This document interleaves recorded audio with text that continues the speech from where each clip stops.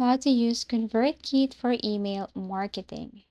So first things first, you have to go to any web browser and then search for ConvertKit. So create an account here in ConvertKit. This one is for free. So all you have to do is just sign up and then choose the free version. And here you can create an account using your email, or you can just basically connect your Google account in order for you to create one.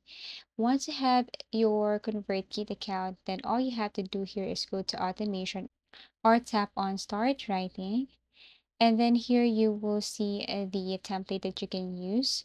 So basically, once you tap this, then you can choose a template for your broadcast.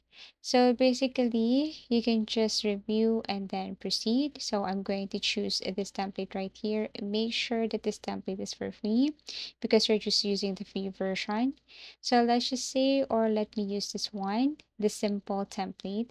I can now add here the title or the subject line, and then I can delete this, edit, or add something, or add the full information of my newsletter. So let's just say this one is my newsletter right here, and I'm going to send this. You can add image, you can even add your social media accounts right here. And then you can also delete unnecessary file.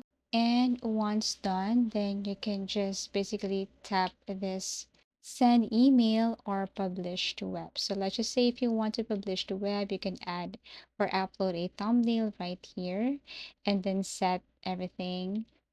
Or you can also tap on send to email. Then all you have to do is to make sure you're using this main account or your email address and then send this to different email address or subscribers.